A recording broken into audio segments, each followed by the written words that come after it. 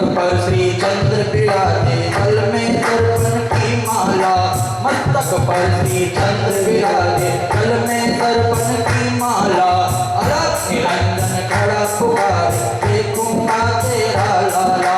आज बिरज की गलियों में आते जोगी मतवाला, आज बिरज की गलियों में आते जोगी मतवाला।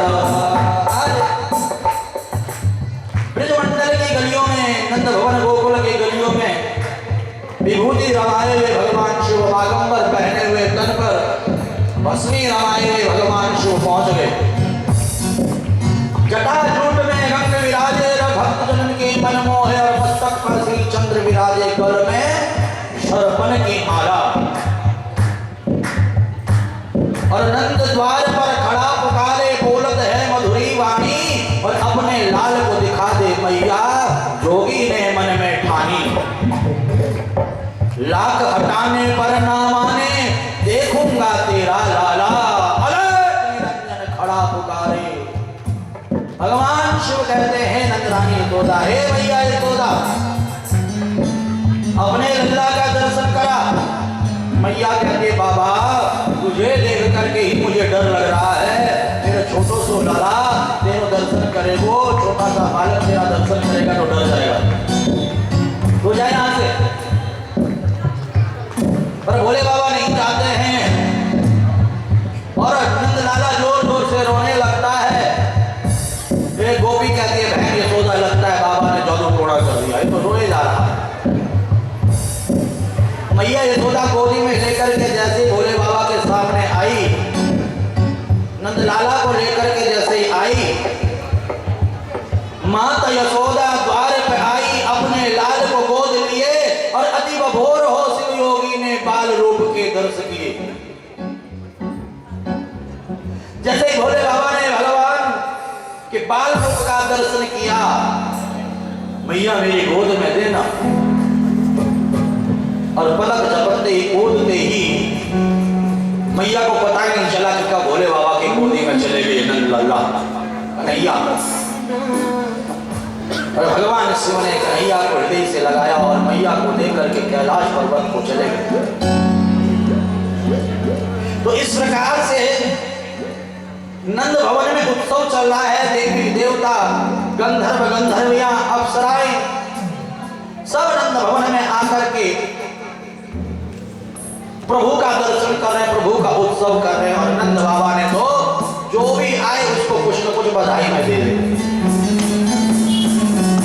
हाथी दीनियों घोड़ा दीनी और दीनी पालकी, कौन को दी हाथी घोड़ा कौन को दी पालकी, का बूढ़न को दियो हाथी घोड़ा छोरन को दी पालकी।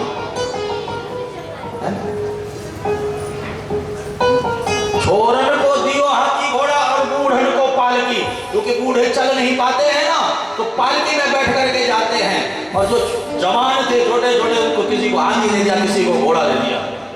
छोरन को दियो हाथी घोड़ा और बूढ़न को पालकी। संत ब्राह्मण भक्त जो भी आ रहा है कोई खाली हाथ नहीं जा रहा है। नंद बाबा इतना दान दे रहे हैं, देख कुबेर मति भय गौरी, कुबेर भी चकरा जाता है कि नंद बाबा जितना दान देते हैं 10 गुना तो खजाने में भर जाता है।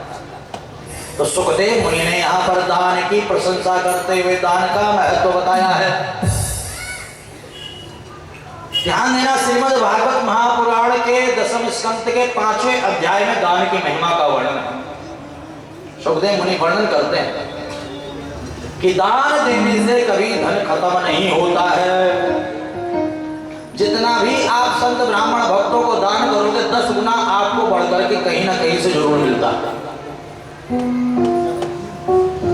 हमारे देवकी नंदन पुरोहित जी यहाँ पर हैं और बड़े ही विद्वान हैं, बहुत ही विद्वान हैं। जो शास्त्रों को पढ़ा हो, पुराणों को पढ़ा हो, उसे विद्वान कहा जाता है। और जो शास्त्रों को पुराणों को पढ़ता है वह इस बात को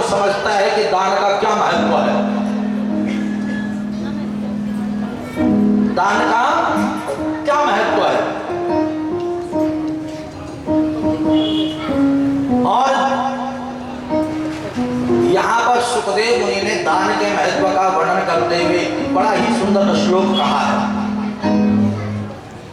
काले निष्ठान सोच्याभ्याम षष्कारे तपसि जयः सोद्यन्ति दाने संतुष्ट्या द्रव्याणात्मविद्यः।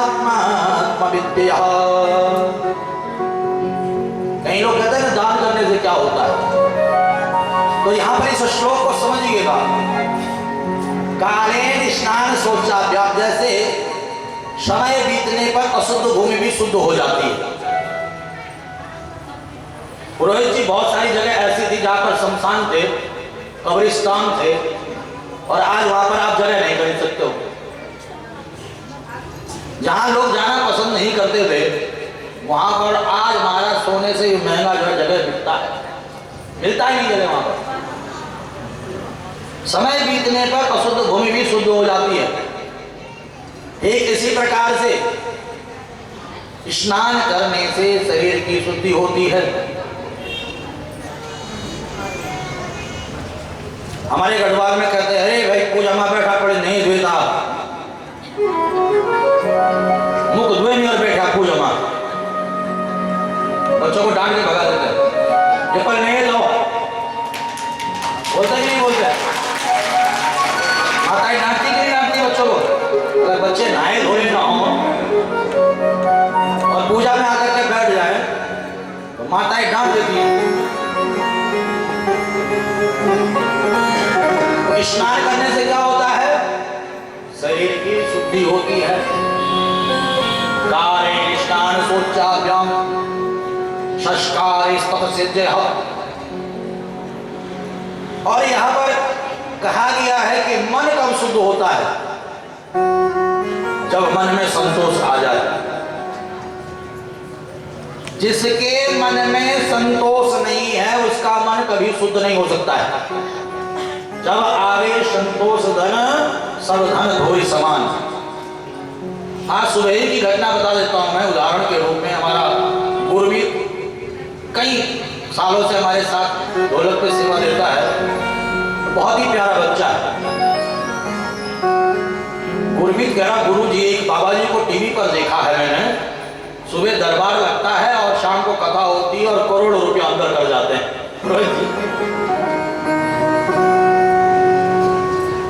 और आप क्यों नहीं करते हो सर? क्या आपको नहीं आता है? मैंने कहा आता तो बहुत कुछ है परंतु करना नहीं चाहते हैं। तो कैसे?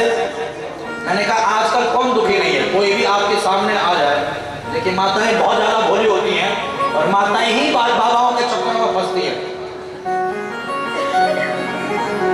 कोई भी कह दे बाबा बहुत दुखी चिरे तू, मतलब बहुत दुखी हुआ, बहुत परेशान हुआ।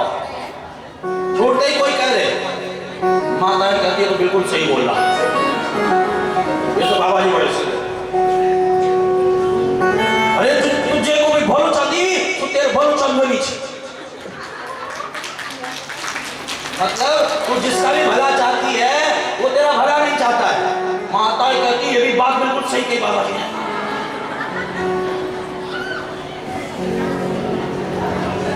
अरे तो कभी रुपया टिक नहीं से ना, मतलब तेरे पास कोई पैसे टिकते ही नहीं है और ज्यादा विश्वास दृढ़ हो जाता है। अरे मतलब बहुत सारी बातें हैं। मैं अब बातें अगर गिना लोगे तो आप मुझे ही कह दोगे बाबा जी बड़े सिद्ध है।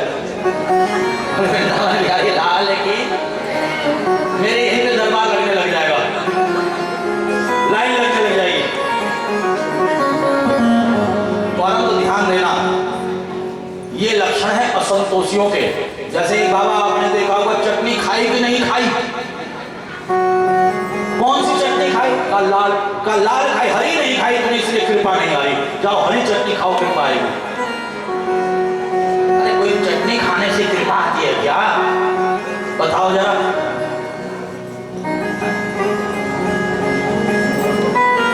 परंतु ध्यान देना, ये असंतोषियों का काम है। और इस प्रकार से किसी को ठग करके, झूठ बोल करके, लूट करके अगर धन कमाया जाता है तो महाराज नरक में भी उसे जगह नहीं मिलती।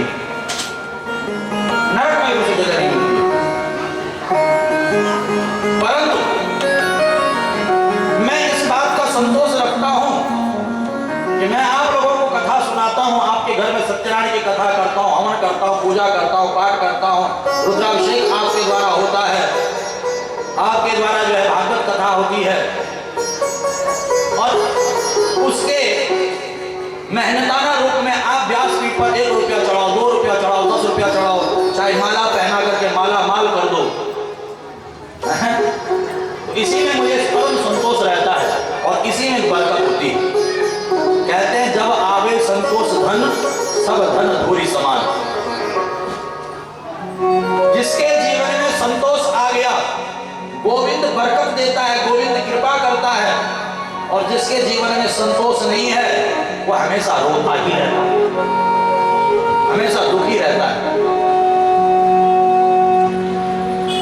जब मन में संतोष आ जाता है तो तब मन की शुद्धि बताई जाती है, मन शुद्ध है, और जिसका मन शुद्ध होता है उसी के मन में भगवान का निवास स्थान होता है। निर्मल मन जन सो मोहि पावा, मोहि कपट छल छिद्र न भावा। समझ रहे हो कि नहीं समझ रहे हो? जिसका मन निर्मल होता है, जिसके मन में कोई कपट नहीं होता, छल छिद्र नहीं होता है, वही भगवान को पा सकता है, अन्यथा लगे रहो हमारा। ठीक इसी प्रकार से आत्मा की शुद्धि की बात यहां पर बताई गई है। आत्मा कब शुद्ध होती है?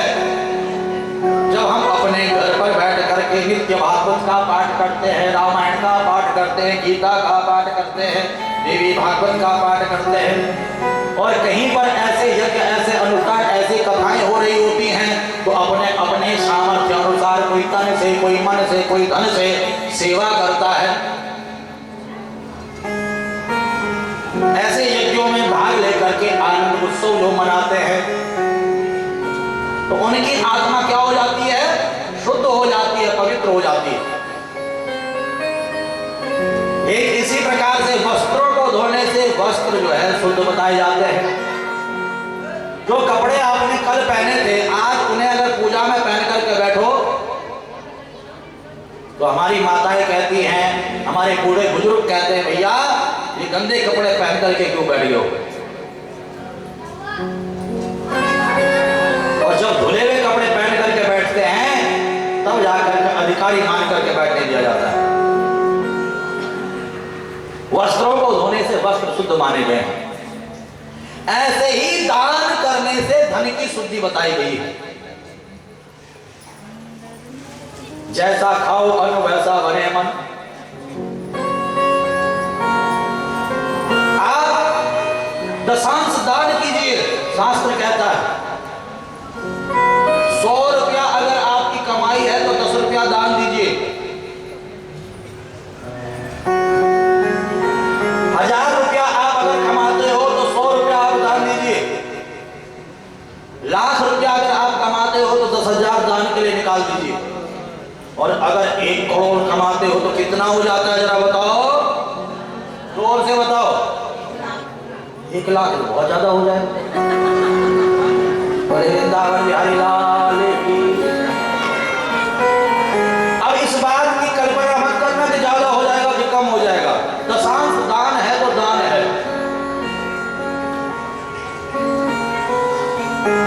क्योंकि जब एक सदग्रस्त दान पुण्य करता है, तब जाकर के ब्राह्मण का परिवार, संतों का आश्रम, मठ मंदिर की व्यवस्था, अन्य क्षेत्रों की व्यवस्था, गरीब बच्चों की पढ़ाई की व्यवस्था, गरीब कन्याओं के विवाह की व्यवस्था, गरीब व्यक्ति की भोजन की व्यवस्था, ये तभी बनती है जब सदग्रस्ती दान पुण्य करता है।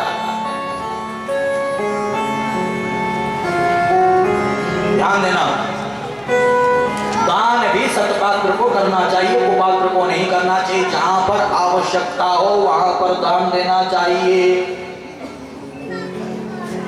यहां पर श्लोक है कि आदत दानाद भवे दरिद्रो दरिद्र भावात् प्रभो।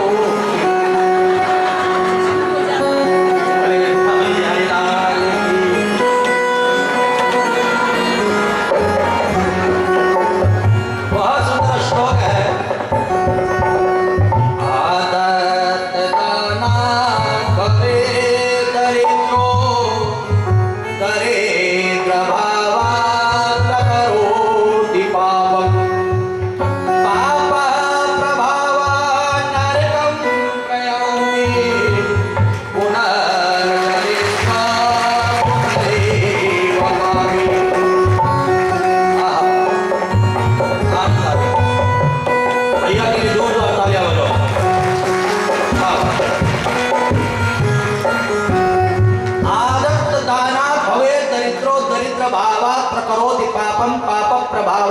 धनम प्रयांति पुनर्दरिद्रो पुनरेव पापी।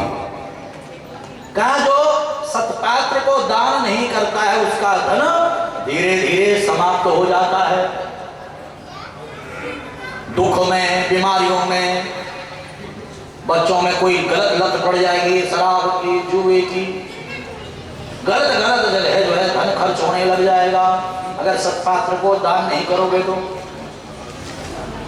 और उसके बाद क्या होगा? दरिद्र हो जाएगा। दरिद्र होने के बाद क्या करेगा? झूठ बोलेगा, चोरी करेगा, डाके डालेगा, नरक यातनाएं भोगेगा। और यही स्थिति उसकी हर जन्म में बनती रहेगी। दरिद्र के यहाँ पर जन्म लेगा और नरक यातनाएं भोगेगा, दरिद्र के यहाँ पर जन्म लेगा, यही चलता रहेगा। और जो दान करता है उसका क्या होता है? तो दूसरी श्लोक में लिखा हुआ है कि सत्पात्र दानात् भवे धनाढ्यो धनाढ्य भावात् प्रकरोति पुण्यम पुण्य प्रभावात् पृथिवीं प्रयान्ति पुनर्धनाढ्य पुनरेव दाता पुनर्धनाढ्य पुनरेव दाता। जो सत्पात्र को दान देता है हमेशा उसका धन बढ़ता है, धनाढ्य हो जाता है। क्योंकि गोविंद कहते हैं जो दान पुण्य करता है मैं उसको 10 गुना बढ़ा करके देता हूं। वो धनाढ्य हो जाता है, दान पुण्य करता है, वो महाराज जो है नाम उसका अमर हो जाता है। लोग कहते हैं भैया दानी है तो हुआ है,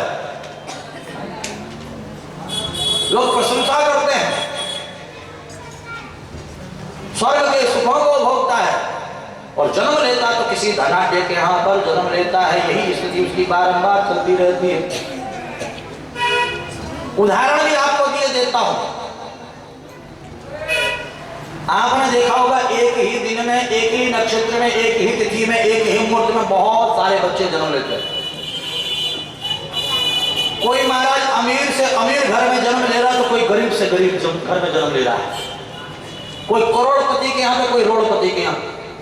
कहा जिसने पूर्व जन्म में दान पुण्य किया था वह करोड़पति के यहाँ जन्म ले रहा है, धनाढ्य के यहाँ जन्म ले रहा है। जिसने पूर्व जन्म में दान पुण्य नहीं किया था वह आज रोड़पति के यहाँ जन्म ले रहा है।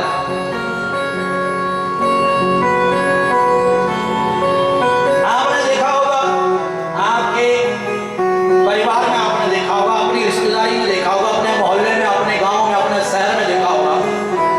एक बहुत गरीब व्यक्ति आज महाराज करोड़ों रुपए उसके पास है, नौकर चाकर सब। और एक बहुत करोड़पति था आज महाराज जो है दूसरे के यहाँ नौकरी कर रहा है। किसने देखा? जरा हाथ खड़ा करके बताओ। वृंदावन बिहारी लाल की। का जिसके पास कुछ नहीं था परंतु उसके मन में था मैं संत सेवा करूं, ब्राह्मण सेवा करूं, गौ सेवा करूं। भगवान कहते हैं इसके मन में सेवा भाव है इसलिए इसे देना चाहिए। भगवान खूब देते हैं। और जिसको पहले से ही दे रखा है उसके मन में दान पुण्य का भाव नहीं था। अभी आप लोगों ने महाराज न्यूज चैनलों पर देखा होगा, जैन साहब को किस किसने देखा? जरा हाथ खड़ा करो। बोले भगवत्सल भगवान देखा आप लोगों ने? मैंने सुना कि स्कूटी पे चला करते थे, बड़े साधारण थे, परंतु जोड़े जा रहे थे, जोड़े जा रहे थे, जोड़े जा रहे थे। 300 करोड़ से भी ज्यादा रुपया, 200 किलो से भी ज्यादा हमारा सोना चांदी, मेरे को इतना गणित नहीं पता, करोड़ों अरबों खरबों रुपया कितना जोड़ दिया था। हजारों पुश्तें बैठ करके खाती, परंतु दान पुण्य का भाव नहीं था। लक्ष्मी जी को तिजोरियों में, दीवालों में चिन्ह रहा था, छतों में चिन्ह रहा था। भगवान नारायण ने कहा इसे दे करके कोई फायदा नहीं, मेरी लक्ष्मी जी को तो बंद कर रहा है दीवारों में, इससे लक्ष्मी जी को मुक्त कराना होगा। ऐसा मुक्त कराया, ऐसा मुक्त कराया महाराज, पूरा ही मुक्त हो गया, जेल में चले गए। यही स्थिति होती है। धन है परंतु दान पुण्य नहीं कर रहा है, सत्कर्म नहीं कर रहा है, गौ सेवा नहीं कर रहा, ब्राह्मण सेवा नहीं कर रहा, भक्तों की सेवा नहीं कर रहा, हमें माला माल नहीं कर रहा। महाराज लाल की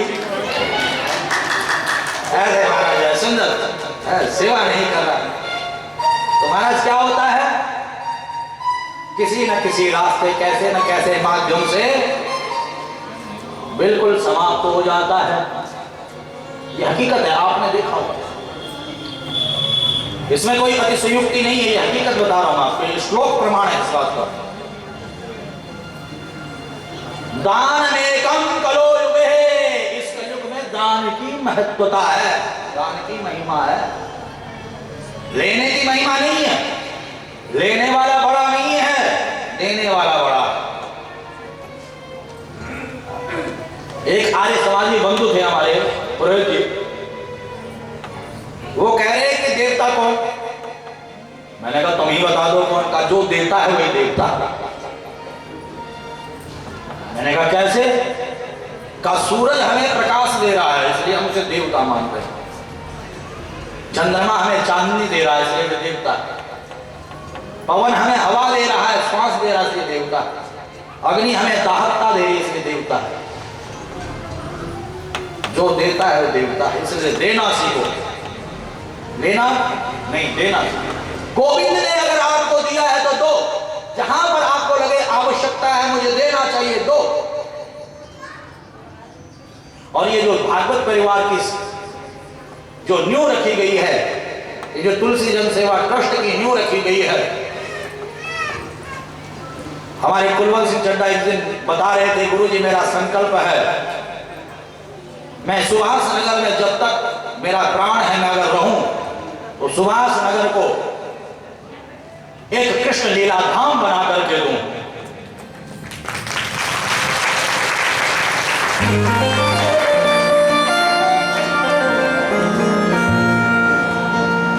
यहां पर चड्डा जी कह रहे थे मुझे कि एम्बुलेंस की व्यवस्था नहीं है, एक अंतिम सब वाहन नहीं है, उसकी व्यवस्था मैं करूं अगर ठाकुर ने मुझे समर्थवान बनाया तो। और भी बहुत सारी चीजें बता रहे थे। कोरोना काल में आप लोगों ने देखा होगा कि घर घर जाकर के जो है इस भागवत परिवार ने बहुत सारे कार्य किए, बहुत सारे कार्य किए हैं।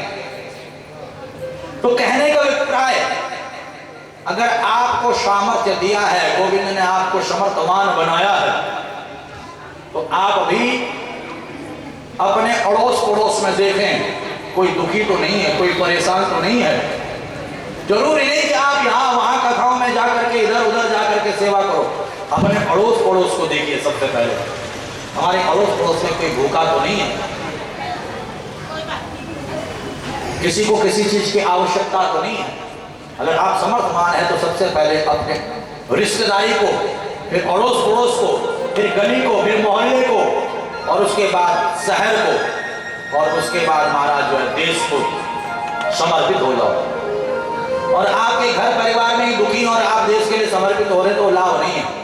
सबसे पहले घर परिवार, गली मोहल्ला, अपना शहर, और उसके बाद देश।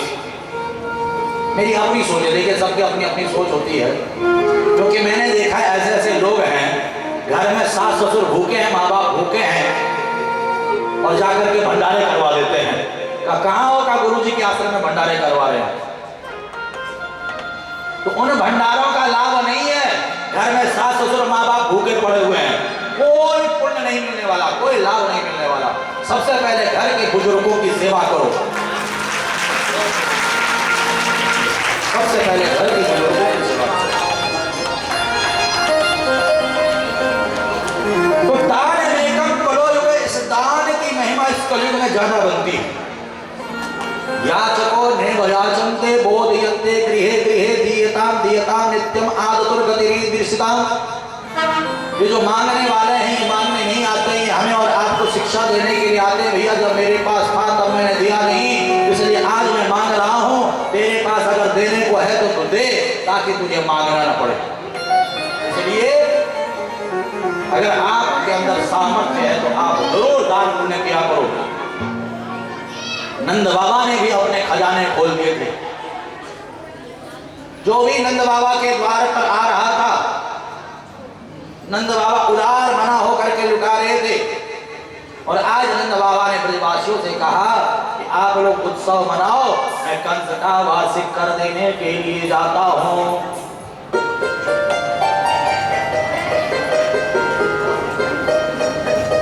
नंद बाबा अपने सकटों पर दूध, दही, घी, मक्खन रख करके, मटकियां रख करके कंस का कर देने के लिए मथुरा चले गए। कर कहते हैं टैक्स। आज भी देते हो, नहीं देते हो टैक्स सरकार को?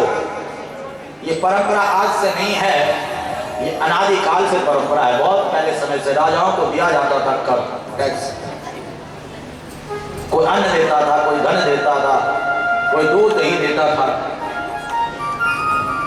नंद बाबा चल पड़े। परंतु जब कंस को पता चला कि मेरे को मारने वाला मेरा काल कहीं और जन्म ले चुका है, तो कंस ने राक्षसों की मीटिंग बिठा दी। अकासुर, वकासुर, धेनुकासुर, व्योमासुर, केसी, पूतना, शक्टासुर, तृणावर्त, बड़े बड़े राक्षसों को बुला दिया।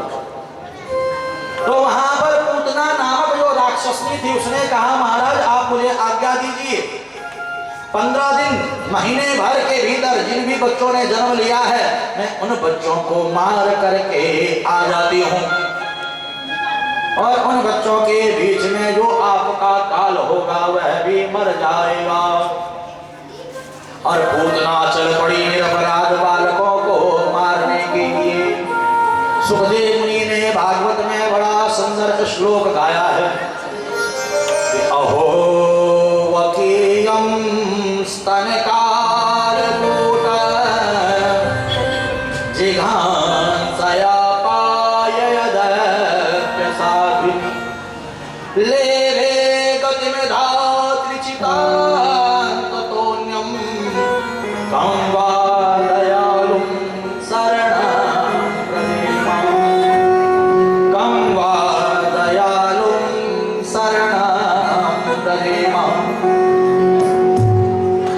वकासुर की बहन वकी, जिसको हम पूतना नाम से संबोधित करते हैं, यह अपने स्तनों पर कालकूट विष लगा करके और सुंदर रूप धारण करके जब नंद भवन में पहुंची, तो नंद रानी यशोदा और गोपिकाएं देखने लग गई। ओहो, श्री देवी चल करके आ रही है। कौन आ रही है चल करके? बोलो, श्री देवी देखी आप लोगों ने? किस किसने देखी? जरा हाथ खड़ा करो।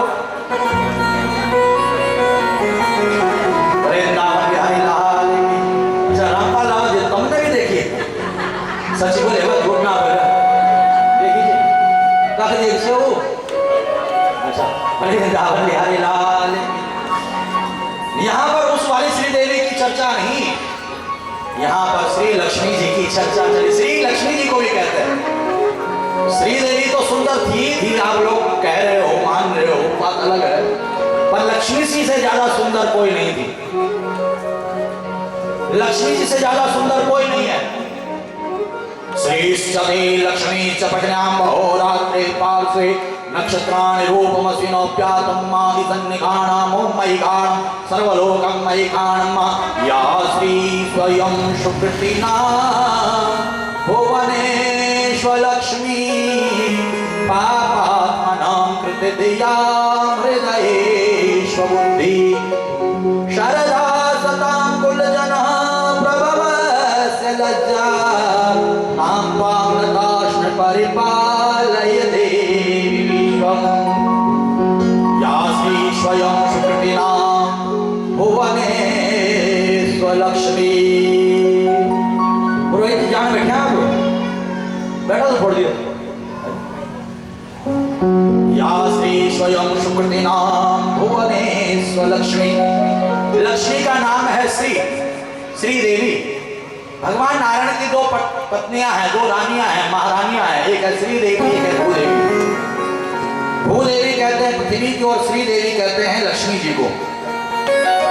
और हर कोई लक्ष्मीपति बनना चाहता है, हर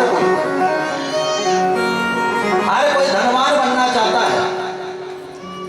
इतना प्रेम लक्ष्मी जी से करते हैं, हर कोई प्रेम करता, करता कि नहीं करता? बताओ जरा।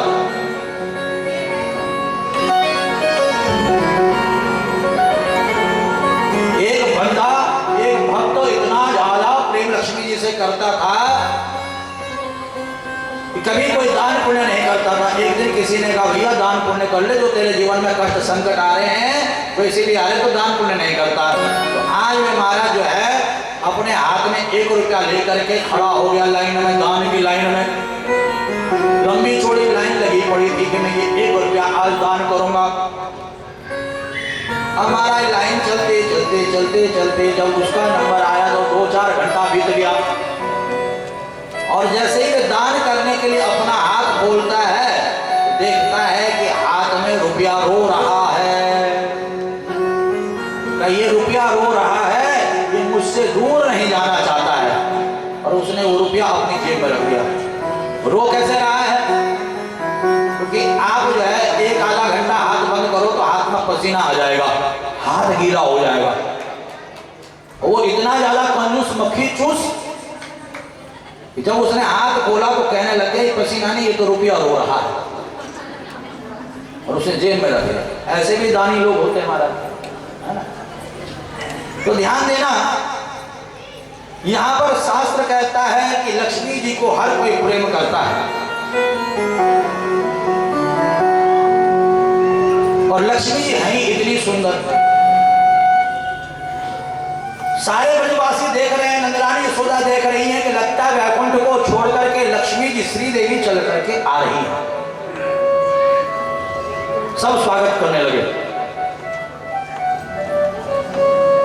पूतना नंदरानी यशोदा से कहती है कि बहन यशोदा बधाई, मैंने सुना है तेरे यहाँ लल्ला का जन्म हुआ है। 85 वर्ष की अवस्था में तुझे बालक की प्राप्ति हुई है। कहाँ है तेरा बालक? का भीतर पालने में अभी अभी सुलाया है बहन, भीतर जाओ दर्शन करके आ जाओ, जगह ना मत। अब जैसे ही महाराज पूतना भीतर गई तो नंदलाला सो नहीं रखे थे, जगे हुए थे। और पूतना को देख करके ओह मौसी जी आ गई हैं। नंदलाला ने अपने नेत्र बंद कर दिए। मौसी जी कैसे हुई? कैसे हुई मौसी जी? मथुरा में मामा जी रहते हैं, मामा जी ने मथुरा जी से भेजा है। कन्हैया ने रिश्ता जोड़ दिया, कहा मौसी जी आ गई। और मौसी जी को देखते ही नेत्र बंद कर दिए। अब यहां पर प्रश्न उठता है कि कन्हैया ने नेत्र बंद क्यों किए? पूतना को देख करके नेत्र बंद क्यों किए? कन्हैया ने सोचा कि दृष्टि अच्छी जगह डालनी चाहिए, अच्छे लोगों को देखना चाहिए, अच्छी वस्तु को देखना चाहिए। और ये पूतना कहीं से भी अच्छी नहीं है। ये निरपराध बालकों की हत्यारनी है, बाल घातनी है, इसलिए इसे तो मैं देखूंगा ही नहीं। कन्हैया ने अपने नेत्र बंद कर दिए। बोले कृष्ण कन्हैया लाल की। दूसरा भाव, कन्हैया ने सोचा कि मेरा जो जन्म, मेरा जो प्राकट्य हुआ है दूध दही माखन खाने के लिए हुआ है, दूध दही माखन अभी मिला नहीं। और मौसी जी आ गई हैं विष पिलाने को। विष तो पिया था भगवान शिव ने, हलाहल विष। मानो नेत्र बंद करके भगवान शिव का ध्यान कर रहे हैं, भगवान शिव का चिंतन कर रहे हैं।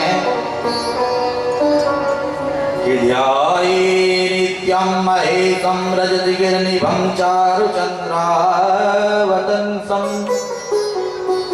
रत्नाकल्पोज्ज्वलांगं प्रसृगवराभीतिहस्तं प्रसन्नं पद्मासीनं समस्ताद्विसुतमम गणैर्व्याघ्रकीर्तिं वसारं विश्वाद्यं विश्ववन्द्यमनिखिलवयारं पंचवक्त्रं त्रिनेत्रं पंचवक्त्रं त्रिनेत्रं।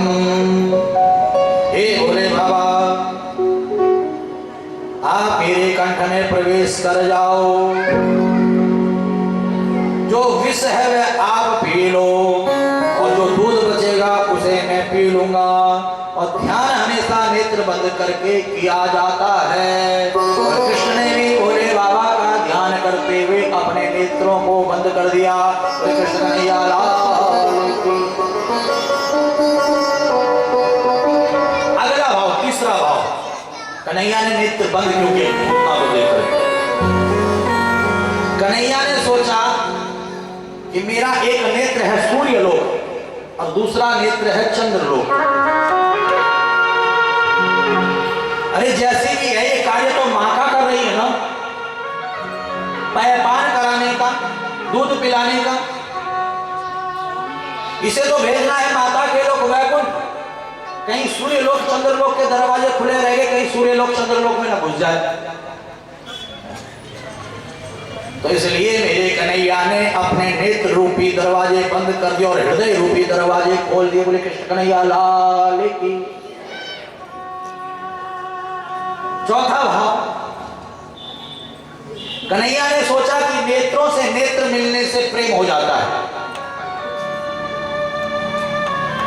देखिए कहने वाले ने कहा है कि मोहब्बत नाम है किसका, ये शुरू कहां से होती है। मोहब्बत नाम है किसका, ये शुरू कहां से होती है, किया इसको किसने पैदा, ये खत्म कहां पे होती है। उत्तर भी सुन लीजिएगा। जवाब देने वाले ने बड़ा सुंदर जवाब दिया कि मोहब्बत नाम है मन का, ये शुरू आंखों से होती है, किया इसको दिल ने पैदा, ये खत्म सांसों पे होती है, ये खत्म सांसों पे होती है, ये खत्म सांसों पे होती है। अगर पूतना मौसी के नेत्रों से मेरे नेत्र मिल गए तो मैं पूतना मौसी को नहीं मार पाऊंगा, क्योंकि जिससे आप प्रेम करते हो उसका कभी अनहित नहीं चाहते हो। आप अपने बेटे से प्रेम करते, कौन कौन अपने बच्चे से प्रेम करता, जरा हाथ खड़ा करके बताओ।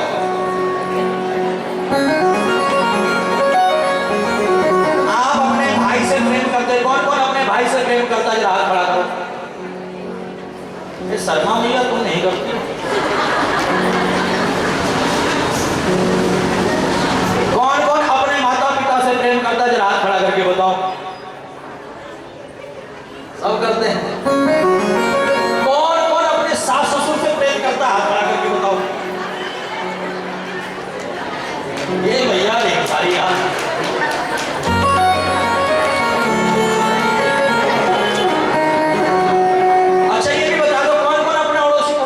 करता है।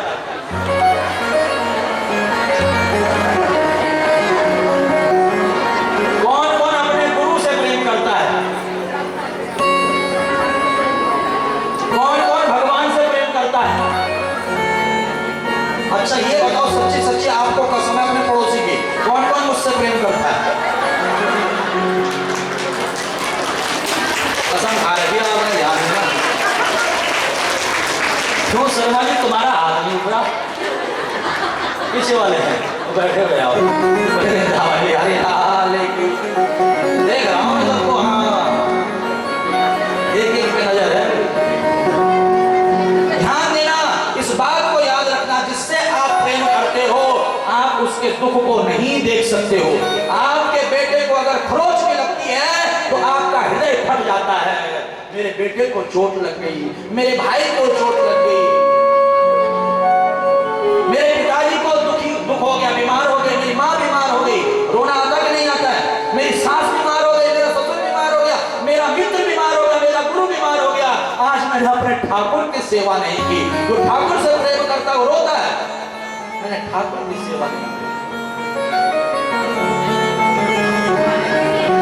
आप जिससे प्रेम करते हो उसको तनिक भी दुखी नहीं देख सकते हो, तनिक भी परेशान नहीं देख सकते। अगर देख सकते हो तो मुझे बताइए, खड़ा होकर के, कोई भी खड़ा होकर के बता सकता है।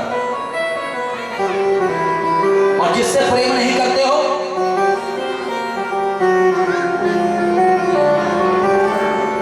हमारे गढ़वाल में कहते देखिए, चलो नहीं बोलता हूं, नहीं बोलता, वृंदावन बिहारी लाल की, सही है।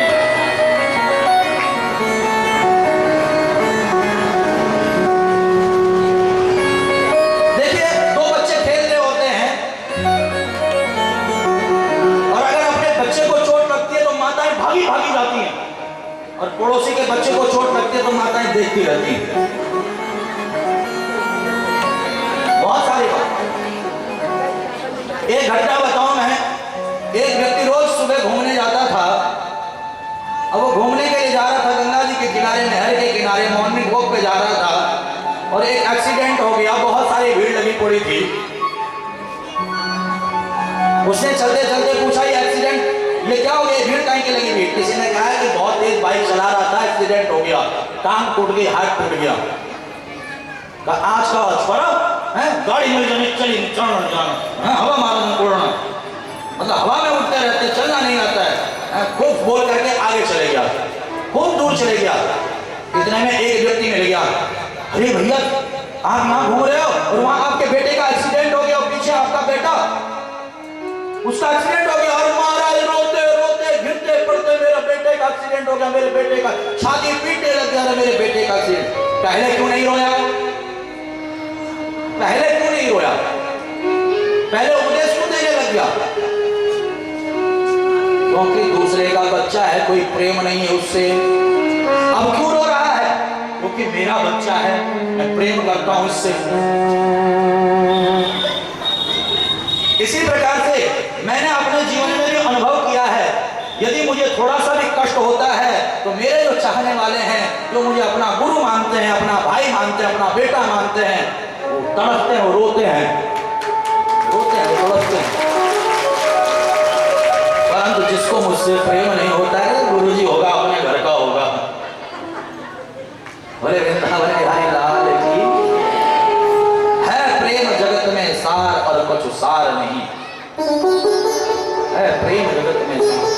कन्हैया ने सोचा कि पूतना मौसी से अगर मेरे नेत्र मिल गए और मुझे प्रेम हो गया तो मैं इस पूतना को नहीं मार पाऊंगा, क्योंकि प्रेमी प्रेमी को कभी नहीं मार सकता है, कभी दुख नहीं दे सकता है, कभी कष्ट नहीं दे सकता है। इसलिए मेरे कन्हैया ने अपने नेत्र ही बंद कर दिए और पूतना आगे बढ़ी और आगे बढ़ करके कन्हैया को अपनी गोदी में ले लिया और अपना विष युक्त स्तन का पान कराने लगी। मेरे कन्हैया ने पहले विष का पान किया, फिर दूध का पान किया, और जब पूतना के प्राणों का पान करने लगे तो पूतना को वेदना होने लगी, पूतना छटपटाने लगी और दौड़ी दौड़ी बाहर भागी। विकराल काय रूप इसका प्रकट हो गया। सामंचमंचालमिति प्रभाषणे निष्पीड्यमाना किल जीव मर्मणि विवृत्य नेत्रे चरणो भुजोमहो प्रसन्न गात्रा चिपितोरुरोदः। रोती हुई, तड़पती हुई, छटपटाती हुई इसके नेत्र घिर बाहर निकल गए और मारा धड़ाम से पृथ्वी पर गिर गई। बोले पूतना मर्दन भगवान की, बोले पूतना मर्दन भगवान की, बोले पूतना मर्दन भगवान की। पूतना के गिरने से बहुत जोर का शब्द हुआ। ब्रजवासी दौड़े दौड़े आए, पूतना राक्षस ने को मरा हुआ देखा। नंद रानी यशोदा दौड़ी दौड़ी बाहर आई, मेरा लल्ला कहाँ है, मेरा कन्हैया कहाँ है? अरे भैया, जैसे विशाल पर्वत पर नीलमणि चमकता है, ऐसे पूतना के विशाल काय शरीर पर नीलमणि जैसा लल्ला तुम्हारा चमक रहा है। 6 कोस का शरीर है पूतना का, 6 कोस की है पूतना। कई संत कहते हैं जहां पर पूतना का कान पड़ा वहां पर कानपुर बन गया, जहां नाक पड़ा वहां नागपुर पड़ गया, जहां हाथ पड़ा वहां हाथरस पड़ गया। ऐसे संत बताते हैं इतना बड़ा शरीर पूतना का, इतना बड़ा विशाल काय शरीर। अरे मेरे लल्ला को कोई मुझे तो सीढ़ियां लगाई गई। नंदलाला को उतार करके, कन्हैया को उतार करके मैया को दिया, मैया सीधा गौशाला में पहुंच गई और गौशाला में जाकर के गाय के गोबर से अपने लल्ला का अभिषेक किया, स्नान कराया, गाय के गोमूत्र से स्नान कराया, गाय के दूध से, गाय के दही से, गाय के घी से स्नान कराया। देखिए पंचद्रव्य हमारे उत्तराखंड में। देखिए अब आप कई लोग सोच रहे होंगे गुरुजी हमारा हमारा कर रहे हैं, बहुतों के मन में चल रहा होगा हमारा हमारा गुरुजी बहुत कर रहे हैं, हमारा उत्तराखंड।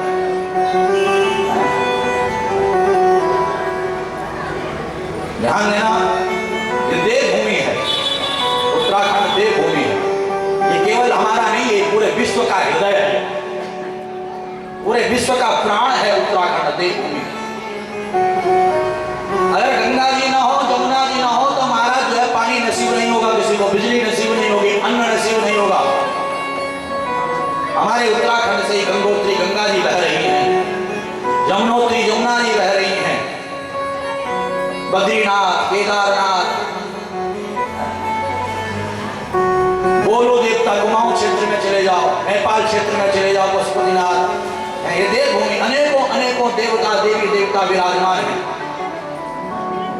यहां पर आकर के लोग अपने पाप ताप संताप नष्ट करते हैं। हरिद्वार है हमारा यहाँ पर, हरि का द्वार, डुबकी लगाते हैं महाराज कुंभ पर्व पर, अमृत तत्व को प्राप्त कर देते हैं। ये देवभूमि है, ये पूरे विश्व का हृदय है, और अगर हृदय अलग कर दिया जाए तो कोई जीवित नहीं रह सकता है। तो ध्यान देना, परंपराएं हैं उत्तराखंड में, बिना पंचद्रव्य के कोई भी कार्य प्रारंभ नहीं किया जाता है। पंचद्रव्य, सबसे पहले पंचद्रव्य का पान कराया जाता है, पंचद्रव्य का आचमन कराया जाता है, छिड़काव किया जाता है, तब जाकर के पूजन प्रारंभ होता है। पंचद्रव्य में बड़ी शक्ति बताई गई है। देखिए, गाय का गोबर कैसा भी फोड़ा फुंसी हो, दाग हो, खुजली हो, गाय का गोबर लेप करके स्नान करो, हमारा सारा फोड़ा फुंसी चर्म रोग सारा समाप्त हो जाता है। इतना शक्ति गाय के गोबर में। गौमूत्र महाराज, जिसको कैंसर की बीमारी अगर शुरुआती है, रोज गौमूत्र का पान कीजिए, कैंसर जैसी बीमारी भी समाप्त हो जाएगी। मैंने इस बात का प्रमाण देखा है। गौमूत्र में इतनी शक्ति है। और गाय के दूध और गाय के दही और गाय की घी की तो मैं आपको प्रशंसा कर ही नहीं सकता हूं, इतना ज्यादा प्रशंसनीय है कि आप सब समझते हो। जब माँ अपने बच्चे को दूध नहीं पिला पाती है तो कहा जाता है कि गौ माता का दूध पिलाओ, गाय के दूध में अमृत है, गौ माता के दही में अमृत है, और गाय का जो घी है वह भी अमृत से भी बढ़कर के है। यावत् जीवे सुखम जीवे ऋणम कृत्वा घृतम पीवे, शास्त्र कहता है। समझ लो कि नहीं समझ लो? तो पंचद्रव्य का अभिषेक करा करके, पान करा करके गाय की पूंछ से झाड़ा दे रही है मैया यशोदा। इंद्रियाणि हृषिकेशा प्राणा नारायणोऽवतु श्वेतद्वीपपति चित्तं मनो योगेश्वरोऽवतु। की रक्षा करो। ध्यान देना, अगर आप लोगों को आशंका हो कि हमारे बच्चों को नजर लग गई, कोई बुरी हवा लग गई, कोई महाराज अलाई बलाई आ गई, तो कहीं जाने की जरूरत नहीं है, कहीं बाबाओं के चक्करों में फंसने की जरूरत नहीं है। सीधा गौ माता के पास लो। गौ माता के भीतर 33 कोटि देवी देवताओं का वास है। जिस घर में गौ सेवा होती है, जिसके द्वारा गौ सेवा होती है, समझ लो उसके द्वारा 33 कोटि देवी देवताओं की सेवा हो रही है। किस किस के घर में गौ माता है, जरा हाथ खड़ा करके बताओ। और गौ माता की, पहले हर घर में गौ माता होती थी, और अब घरों से गौ माता तो निकल गई बाहर, और दुख बीमारियां घरों में आने लगी। हर घर में पहले तुलसी का पौधा हुआ करता था, तुलसी का पौधा निकल गया बाहर, अब हर घर में मनी प्लांट हो गया। किसी से पूछा मैंने, इससे क्या होता है? कब मनी आती है, मनी।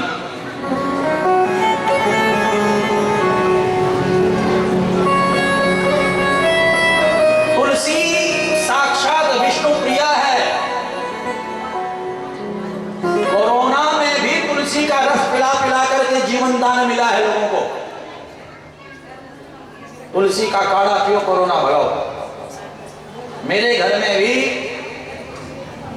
अब मैं आपको चमत्कार क्या बताऊं तुलसी मैया का, फिर भी उदाहरण के लिए, प्रमाण के लिए, आपके विश्वास के लिए बताता हूं। जब शुरू में कोरोना चला था, स्वाद भी नहीं आ रहा था, सुगंध भी नहीं आ रही थी, और घर सील हो रहे थे, गली सील हो जा रही थी, और जो संपर्क में आया उसका घर भी सील हो जा रहा था, क्योंकि आज समय काफी हो चुका है। तो उस समय पर श्रावण का महीना था, और पूरे महीने मेरे यहाँ पर रुद्राभिषेक ठाकुर जी के चरणों में बैठ करके रुद्राभिषेक हो रहा था। रोज नए नए जजमान, 2-2, 4-4, 5-5 जजमान आ रहे थे, रुद्राभिषेक चल रहा था, लाइव चल रहा था, और वहीं हरिद्वार में देवी भागवत कथा भी चल रही थी। केसरी मलम वालों के यहाँ पर, और इधर हमारी देवी जी मुझे कह रही कि मुझे सुगंध भी नहीं आ रही और स्वाद भी नहीं आ रहा। मेरा पूरा का पूरा इत्र का शीशी खत्म कर दिया, सुगंध ही नहीं आ रहा है, स्वाद भी नहीं आ रहा, खांसी जुकाम लगा पड़ा। का चेकअप कराओ, मैंने कहा तो सब गड़बड़ हो जाएगा जजमान, क्या कथा पूरा नहीं हुआ है तो दक्षिणा कौन देगा? संगीत वालों की दक्षिणा, साउंड वालों की दक्षिणा, ब्राह्मणों की दक्षिणा, व्यवस्था कैसे बनेगी अगर सब सील हो गया? मैंने कहा तुलसी का जो है रस पियो, सुबह भी, शाम भी, दिन में भी। और मैंने कहा कल परसों जो है हवन हो जाएगा, उसके बाद जो है डॉक्टर के पास चेकअप कराई देंगे, तब जो होगा ठाकुर जी की इच्छा। और महाराज 4 दिन में सुबेरे के टाइम, शाम के टाइम, जब भी मिले तुलसी का 12 जल उबाल करके तुलसी का रस पिया। और जैसे ही पूर्णाहुति हुई, मैंने कहा हेमंत जी याद है आपको, जैसे ही पूर्णाहुति हुई वैसे मुझे फोन आ गया कि मुझे स्वाद भी आ गया और सुगंध भी आ गया। वृंदावन बिहारी लाल की। मैंने तुलसी मैया और ठाकुर जी को कहा, मैंने कहा बहुत बहुत धन्यवाद। इतना ज्यादा शक्ति हमारा तुलसी मैया में और हवन में।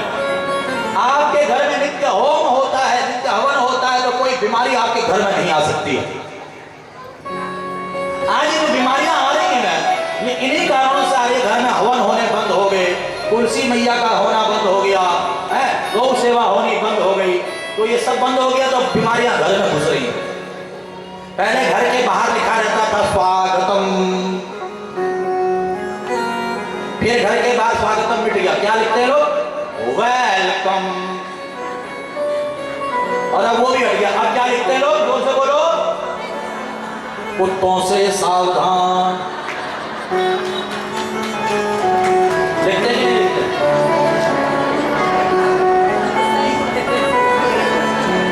ऐसा समय आ गया, अपने आप ही तो बीमारियां आएंगी घरों में। ध्यान देना, जो विदेशी हैं, जो अंग्रेज हैं, वे हमारी सभ्यता को अपना रहे हैं, हमारी संस्कृति को अपना रहे हैं, हमारे धर्म को अपना रहे हैं, और हम इतने नालायक हो गए हैं कि अपनी संस्कृति, अपनी सभ्यता, अपने वेशभूषा, अपने पहनावे को छोड़ करके विदेशी सभ्यता, विदेशी पहनावे को अपना रहे हैं, विदेशी परंपराओं को अपना रहे हैं। अपना हिंदू नववर्ष छोड़ करके अंग्रेजी नववर्ष मना रहे हैं। दुर्भाग्य है हम लोगों का, दुर्भाग्य है।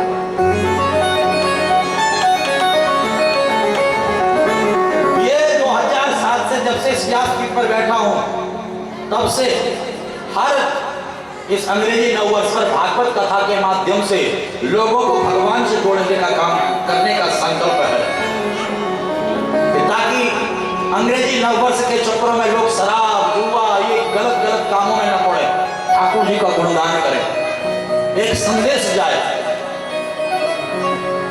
अपने बच्चों को संदेश दो कि हमारा जो हिंदू नववर्ष है वह अभी नहीं है, आगे आएगा।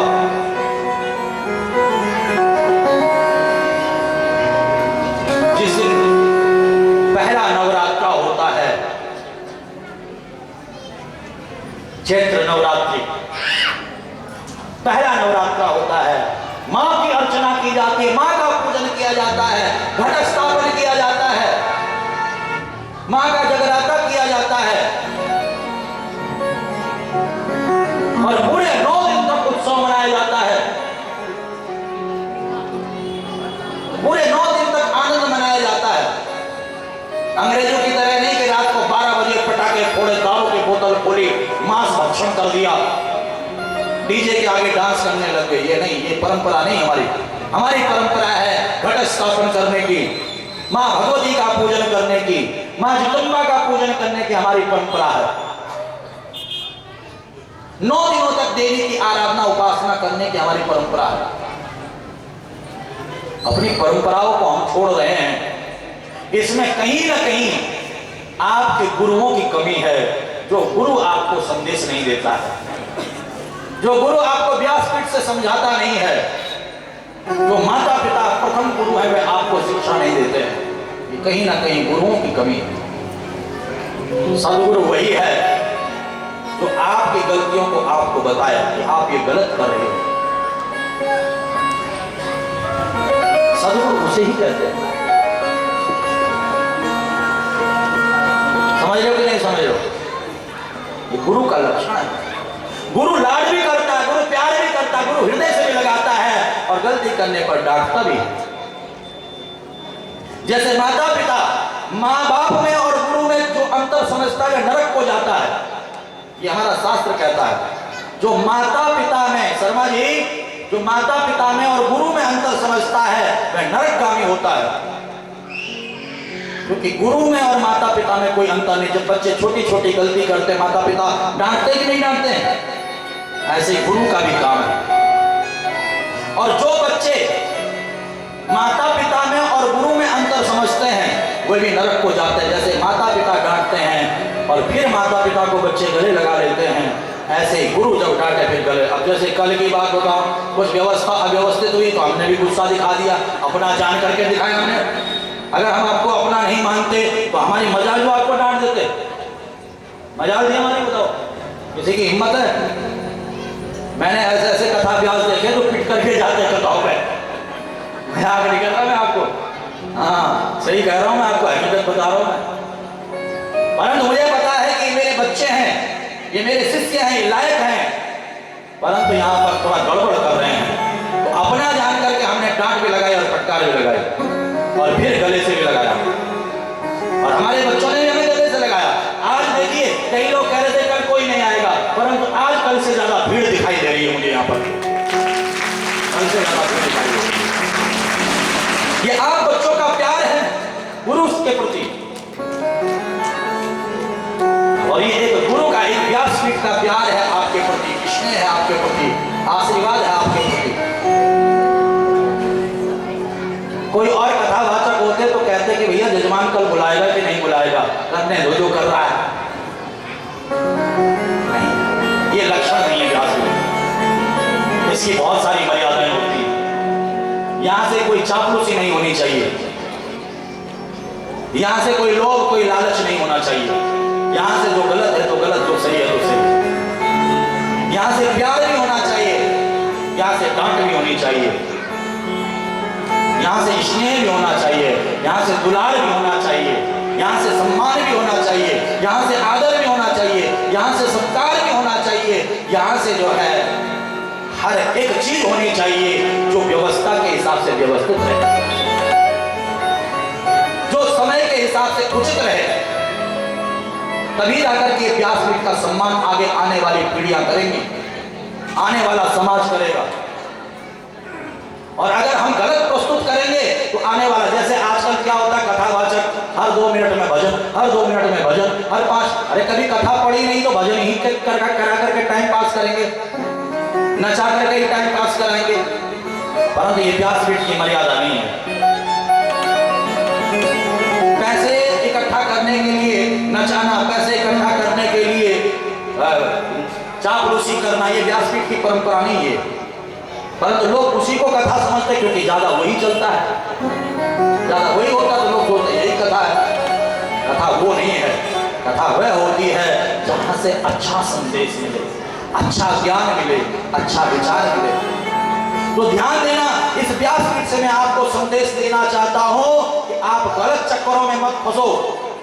आप गौ सेवा करना प्रारंभ कर दो, आप तुलसी मैया को अपने घर पर स्थापित करना प्रारंभ कर दो, आप अपने घर पर रोज हवन करना प्रारंभ कर दो। आपको कहीं भटकने की आवश्यकता नहीं है, किसी के चक्करों में फंसने की आवश्यकता नहीं है। आप करके देखो, आप घर में स्वयं भागवत का पाठ करना प्रारंभ कर दो।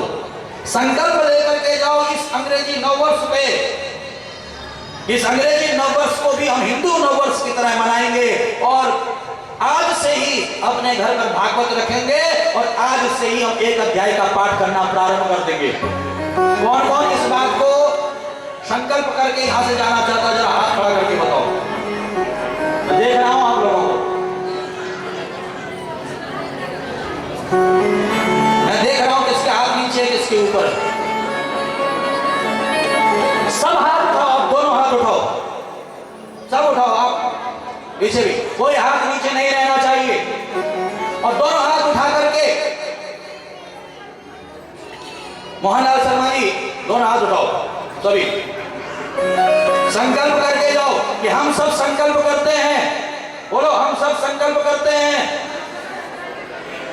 कि इस अंग्रेजी नववर्ष को हिंदू नववर्ष की तरह मनाएंगे और कल से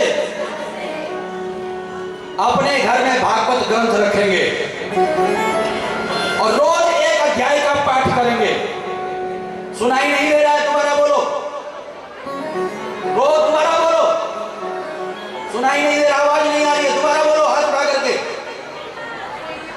रोज एक अध्याय का पाठ करेंगे।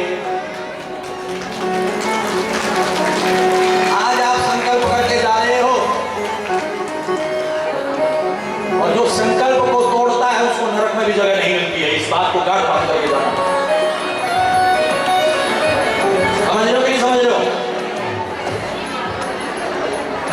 आप सबने संकल्प किया है। ये जरूरी नहीं कि आप पढ़ो, आपका बेटा पढ़ सकता है। अगर आपको पढ़ना नहीं आता, आपका बेटा पढ़ सकता है, आपका भाई पढ़ सकता है। आप बैठ करके सुनिए। आपका पति पढ़ सकता है, आपकी पत्नी पढ़ सकती है। घर में आपके भागवत का पाठ होना चाहिए एक अध्याय का। और ध्यान देना, अंग्रेजी नववर्ष 31 तारीख से आप प्रारंभ करोगे तो 31 तारीख को ही इसका भोग डलेगा। ये भी आपको मैं बता देता हूं। साल में कितने दिन होते हैं? भागवत में भी पूरे एक साल की आवृत्ति होती है इसमें। इसलिए आप लोग कल ही जाकर के सुबह नहा धो करके भागवत ग्रंथ लाइए और एक अध्याय का पाठ करिए। ध्यान देना, यहां पर नंद बाबा जो कंस का वार्षिक कर देने के लिए गए थे, नंद बाबा वसुदेव जी से मथुरा नगरी में मिले। वसुदेव ने कहा कि गोकुल में उत्पात होने वाला है। नंद बाबा हनुमान चालीसा का पाठ करते हुए आ रहे हैं गोकुल। नंद भवन देखा तो पूतना मरी पड़ी है। अरे भैया, इस पूतना को किसने मारा? अरे बाबा, आपके लल्ला ने मारा है, आपके बालक ने मारा है। दारी के नेक सो मेरो बालक, ये पूतना को नहीं मार सकता है। ये तो मेरे हनुमान जी ने मारी है। भूत प्रेत निकट नहीं आवे, महावीर जब नाम सुनावे। नासे रोग हरे सब पीड़ा, जपत निरंतर हनुमत वीरा। जो हनुमान जी का नाम लेता है भूत प्रेत कोई भी उसके निकट नहीं आ सकता। इसलिए हनुमान जी का नाम ले रहा था, ये पूतना राक्षस को हनुमान जी ने मार दिया। बोले पवन सुत हनुमान की। देखिए 7 चिरंजीवी हैं। अश्वत्थामा, बलव्यासो, हनुमानश्च, विभीषण, कृपः, परशुरामश्च, सप्तेते चिरंजीविनः। हनुमान जी चिरंजीवी हैं, कण कण में है, घट घट में है। जो हनुमान जी की स्तुति करता, रोज हनुमान चालीसा का पाठ करता है, उसके सारे संकट हनुमान जी दूर कर देते हैं। पूतना के शरीर की चिता बनाई गई और दाह संस्कार अग्नि दी गई। पूतना के शरीर से सुगंधी ही सुगंधी फैलने लग गई। अरे ये तो राक्षसनी थी, दुर्गंधी आनी चाहिए थी, ये सुगंधी क्यों आ रही है? ये सुगंधी क्यों आ रही है? पूतना का पूर्व जन्म देखिए। पूर्व जन्म में राजा बलि की रत्नमाला नामक बिटिया थी। ये पूर्व जन्म में क्या थी? रत्नमाला नामक बिटिया थी।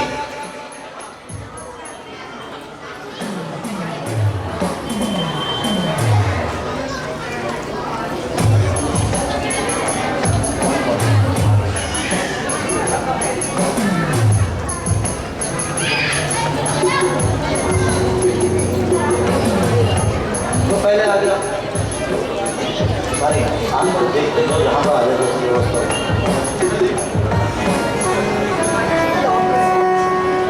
यहीं पे बैठे एक घर हाँ बैठ सकते।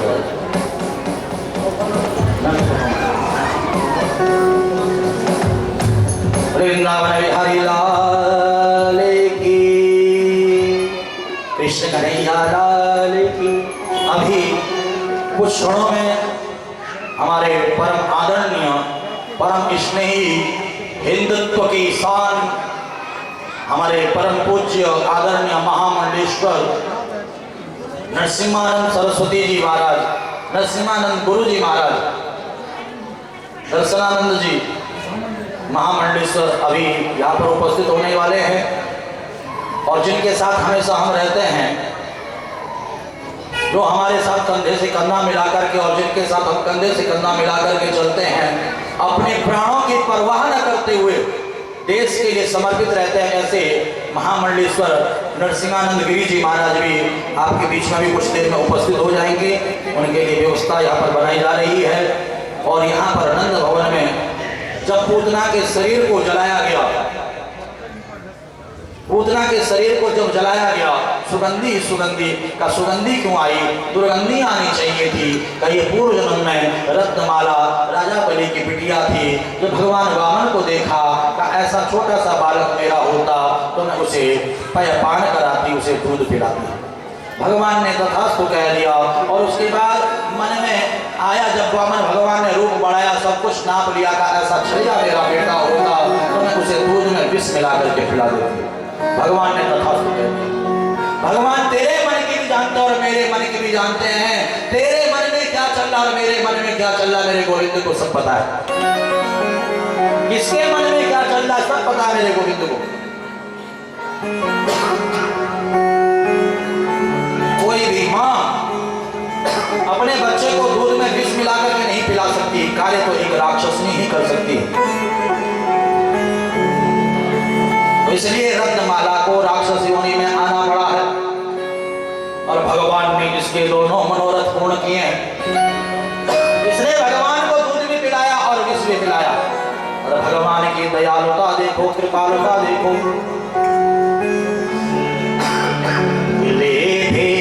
गतिं ततोन्यं कं वा दयालुं शरणं व्रजेमः। भगवान ने पूतना को धात्रोचित गति देनी, जो गति माता को देनी है, माँ यशोदा को, नंदरानी यशोदा देवी को देनी है। बड़े भक्तवत्सल भगवान की।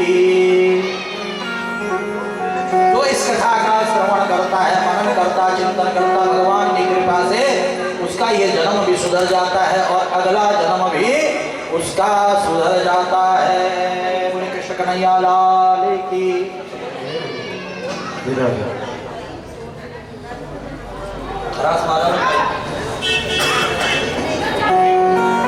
आगे चल करके भगवान का छठी महोत्सव मनाया गया।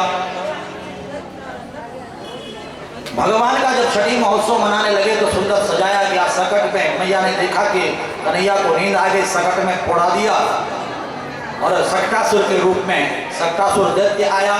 भगवान ने सक्टासुर का भी उद्धार किया। पूरे सक्टासुर मर्दन भगवान की। मैया यशोदा ने अपने लल्ला को लिया और सुंदर नहला धुला करके, सुंदर श्रृंगार करके,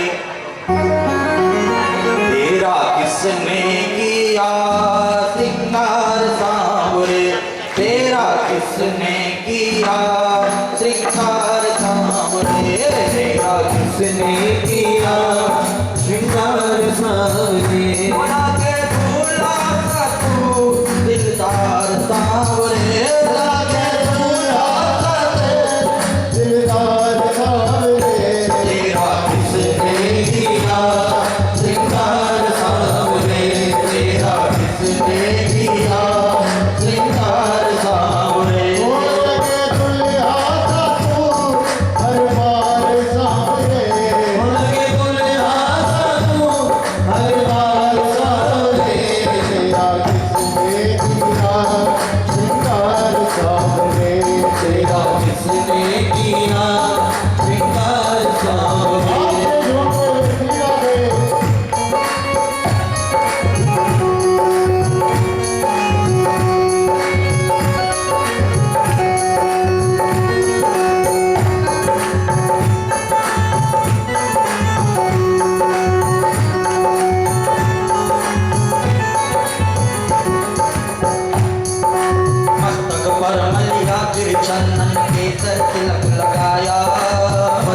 पर मलिया गिर चंदन केसर तिलक लगाया मस्तक पर मलिया गिर चंदन केसर तिलक लगाया मस्तक पर मलिया गिर चंदन केसर तिलक लगाया मस्तक पर मलिया गिर चंदन केसर तिलक लगाया मस्तक पर मलिया गिर चंदन केसर तिलक लगाया। बहुत सुंदर ठाकुर का श्रृंगार हो रहा है और आप लोग चुपचाप बैठे हुए हो। ऐसे ठाकुर जी का श्रृंगार किया जाता है क्या? ऐसे गोविंद का श्रृंगार किया जाता है क्या? ऐसे आनंद नहीं आ रहा। दोनों हाथ उठा करके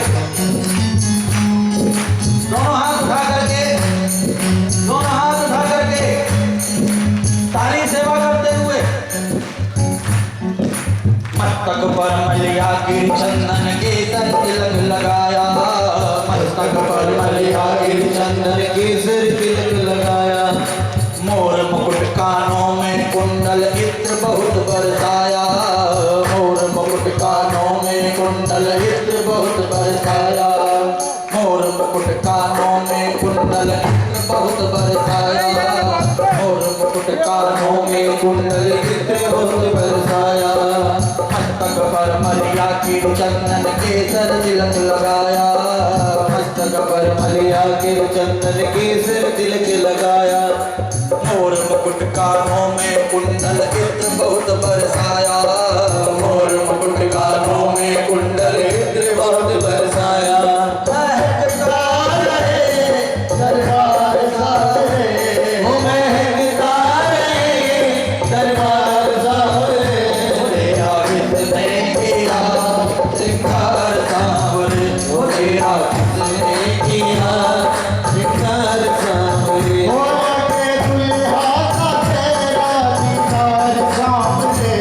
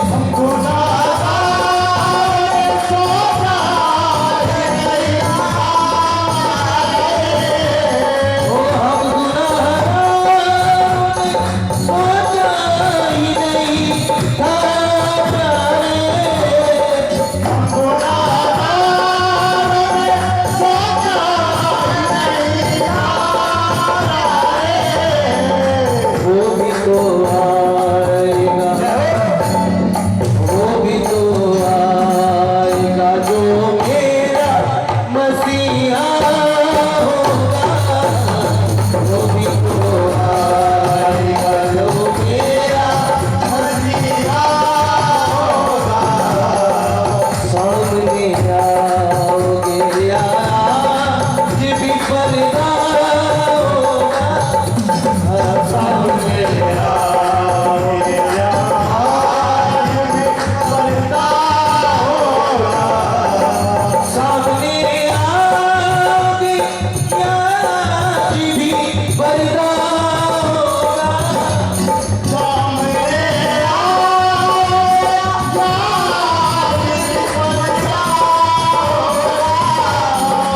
तुम भी आना, मेरे घर आज तमाशा होगा।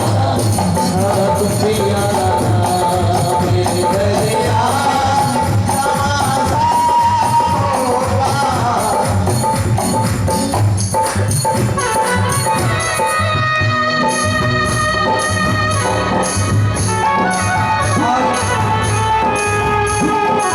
नंद भवन में मेरा कन्हैया के छठी महोत्सव मनाया जा रहा है। सारे ब्रजवासी नाच रहे हैं, घूम रहे हैं, गा रहे हैं और मोहन का सुंदर श्रृंगार कर रहे हैं।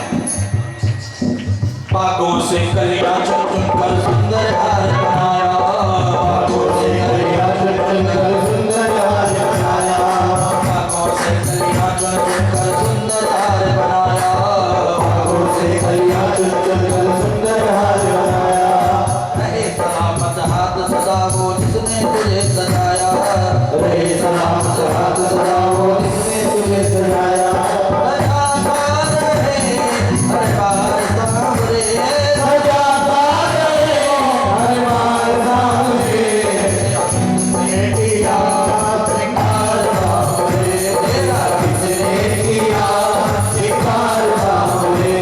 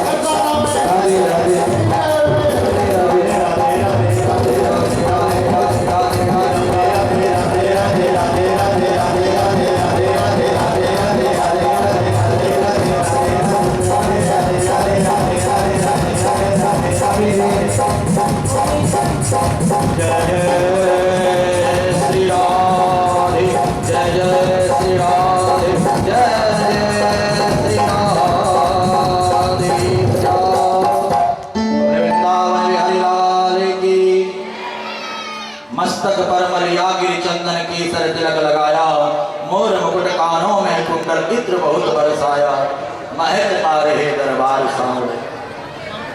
बागों से कलियां चुन चुन कर सुंदर हार बनाया, रहे सलामत हाथ सदा वो जिसने तुझे सजाया, सजाता रहे हर बार सांवरे। बोल कन्हैया बोल तुझे मैं कौन सा भजन सुनाऊं, ऐसा कोई राग बता दे तू नाचे मैं गाऊं। नचाता रहूं हर बार सांवरे।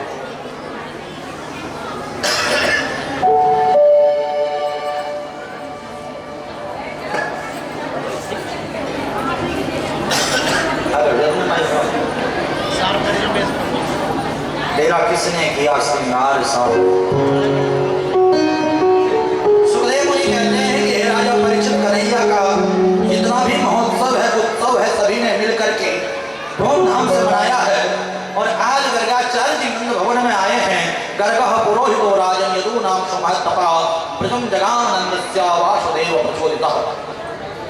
वसुदेव जी से प्रेरित होकर के गर्गाचार्य जी आए हैं और जो देवी रोहिणी का बालक है और नंद रानी यशोदा का बालक है, दोनों बालकों का नामकरण संस्कार किया।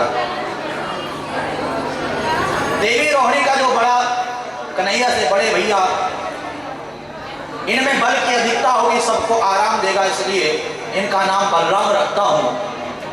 और ये जो नंद रानी का छोटे वाला जो बालक है, इसका मैं नाम कृष्ण रखता हूं। बोले कृष्ण कन्हैया लाल की। एकादशी का व्रत तो नहीं है आप लोगों का, आप जय नहीं बोल रहे हो। बोले कृष्ण कन्हैया लाल की। मैया यशोदा कहती है कृष्ण का क्या मतलब होता है? आकर्षयति कृष्ण, जो अपनी ओर आकर्षित करे, अपनी ओर खींचे, वही कृष्ण है। इसकी कथा अपनी ओर खींचेगी, इसका लीला, इसका धाम अपनी ओर खींचेगा, इसका स्वरूप अपनी ओर खींचेगा। जो इसकी कथा में एक बार बैठ गया, उसका मन घर में नहीं लगेगा, उसका मन करेगा कि मैं और कथा को सुनूं। जो एक बार इसका दर्शन करेगा, उसका मन करेगा कि मैं और दर्शन करूं। जो एक बार वृंदावन धाम चले जाएगा, उसका मन घर में नहीं लगेगा, मन करेगा मैं बार बार वृंदावन जाऊं। कृष्ण का मतलब ही यही होता है, आकर्षित कृष्ण। मैया कहती है कि आपने कृष्ण कहा, मैं इसे कन्वा कहूंगी। और ध्यान देना, मैं हर कथा में कहा करता हूं कि बच्चों का नाम बिगाड़ने के पीछे अगर सबसे बड़ा हाथ किसी का होता तो माताओं का होता।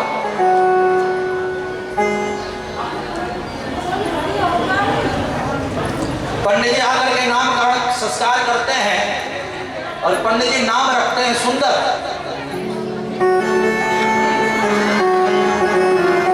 और माताएं क्या कहती हैं?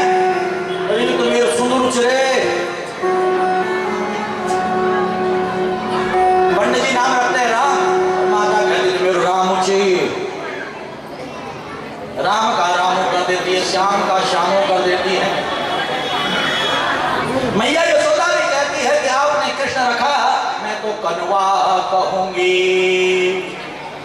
हे मैया, कोई इन्हें कृष्ण कहेगा, कोई इन्हें कन्वा कहेगा।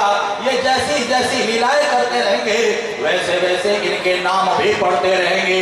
कोई इन्हें माखन चोर कहेगा, कोई इन्हें चीर चोर कहेगा, कोई इन्हें रण छोड़ कहेगा। ये जैसे जैसे लीलाएं करेंगे, वैसे वैसे इनके नाम भी पढ़ेंगे।